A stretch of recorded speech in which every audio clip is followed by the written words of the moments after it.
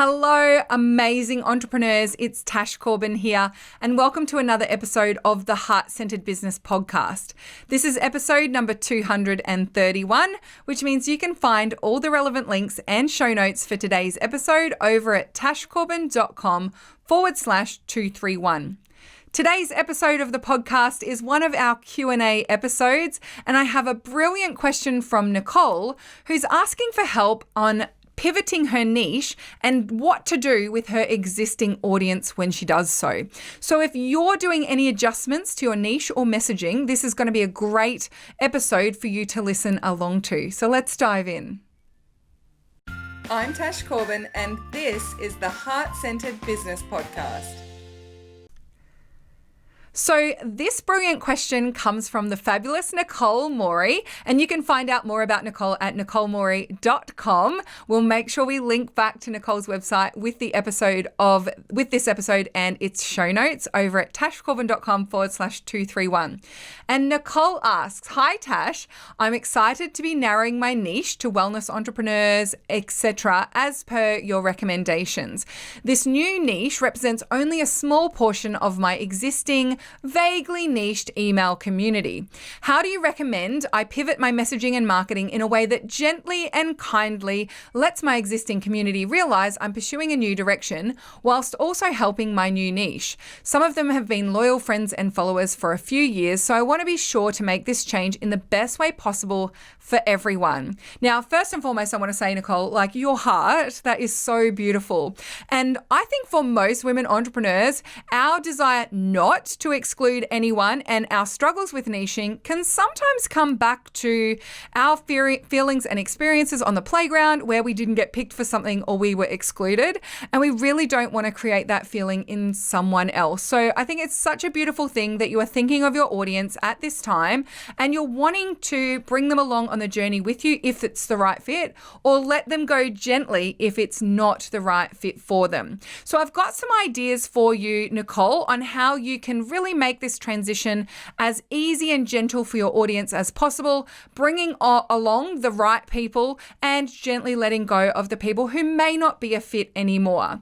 So before I jump into my advice and my tips, I just want to quickly clarify for anyone who hasn't heard me training about niching before, that your niche is the specific group of people you focus on when you are marketing your business. So your niche is not everyone you could help. Your niche is everyone you want to help. Your niche is not even everyone you could market to. Your niche is the specific group of people you focus on when you are marketing your products and services, when you are marketing in your business. So with that in mind, I've got 5 tips for you, Nicole, on how you can start to refine that niching and bring your audience with you. Number 1, you don't ever have to tell your audience or your niche what your niche is. Those niche decisions that you make are behind the scenes decisions in your business. So you don't ever have to say to your audience, "I'm no longer working with everyone else, I'm only working with wellness entrepreneurs." But as your business moves forward and you express examples and you share content that's specifically tailored for wellness entrepreneurs, then that's going to deeply resonate with those entrepreneurs, those wellness entrepreneurs. And for some people, it might be like, that's not really going to help me.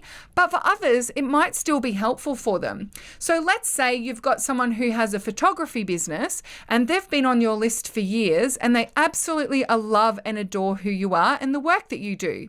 Just because your content is now targeted towards wellness entrepreneurs doesn't mean that that person doesn't eventually want to work with you. And it's totally up to you about whether you choose to work with that person or not. It's not about who you serve, it's about who you focus on with your marketing activities. So you never need to come out of the closet and say, I'm specifically working with this specific niche now, but because you incorporate that niching decisions into the way that you message, into the way that you market, you are naturally going to start attracting more wellness entrepreneurs into your work. So that would be number 1, is you don't ever need to tell people what your niche is. Number 2, your messaging, content, and offers will simply move the right people closer and not move the wrong people any closer.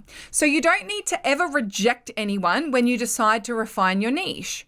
all you're going to do is, knowing that you have a content ecosystem that is consistently moving people more and more towards the center and getting warmer and warmer in your audience, the wellness entrepreneurs in your audience are going to move faster than the non-wellness entrepreneurs because your content isn't designed to move them any closer.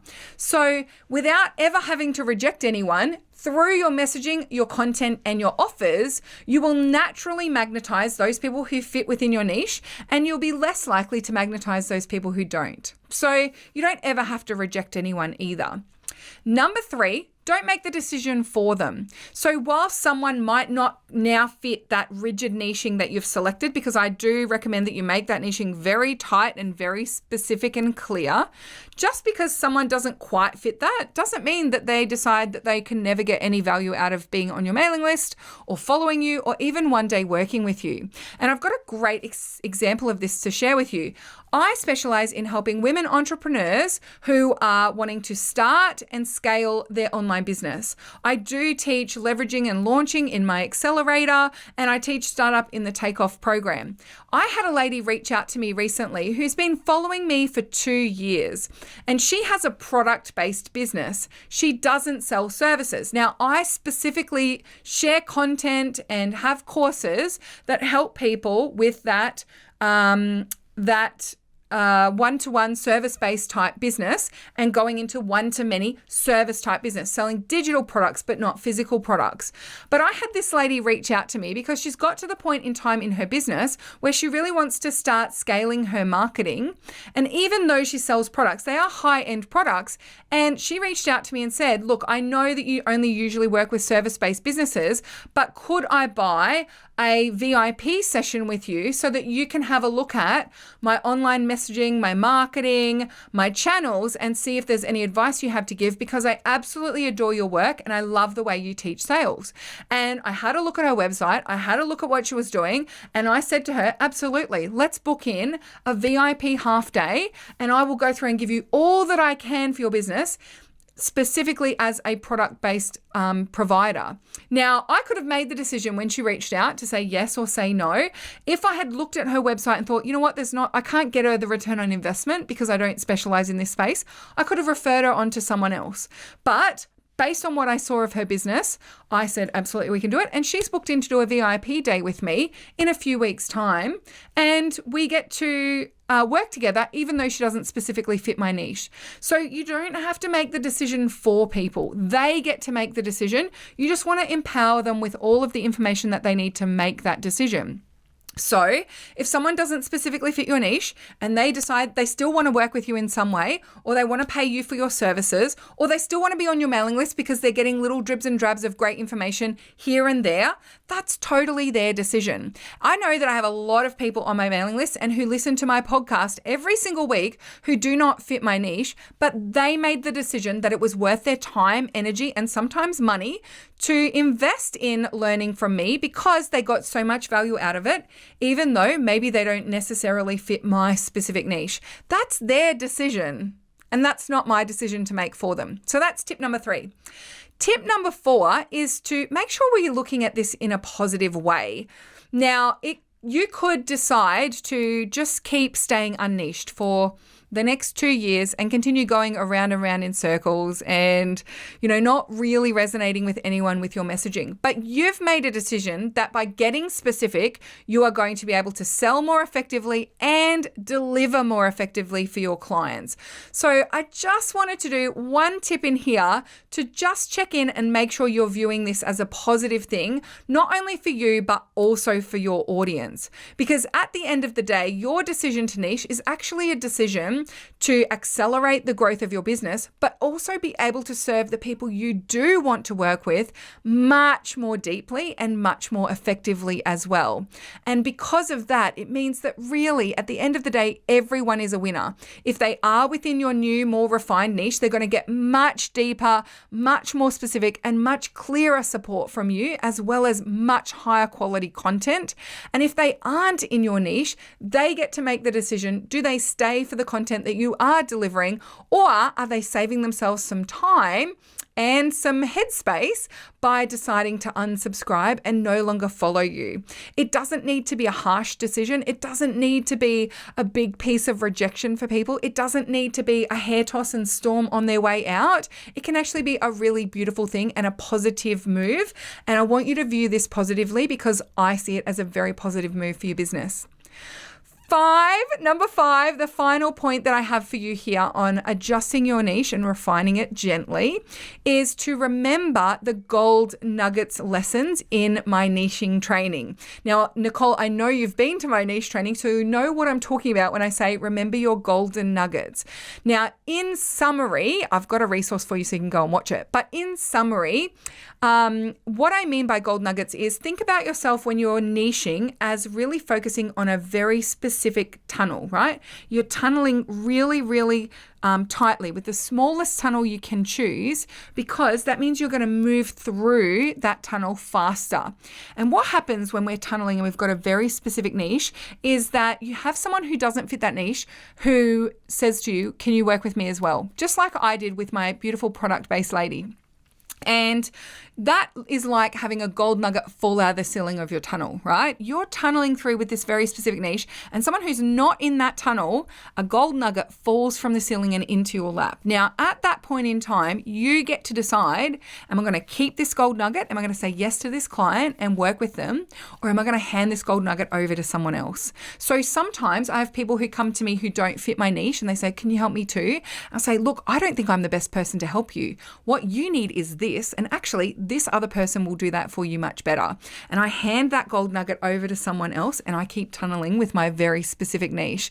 Now, if that tunneling analogy has piqued your interest, I would love for you to come and check out my Nail Your Niche training because I go into that analogy a little deeper and I also talk about what to do when those gold nuggets arrive, how to tell if someone is a gold nugget, and I also go through a very thorough, structured niching process to help you make the 5 most important decisions that you need to make about your niche if you are marketing your business online.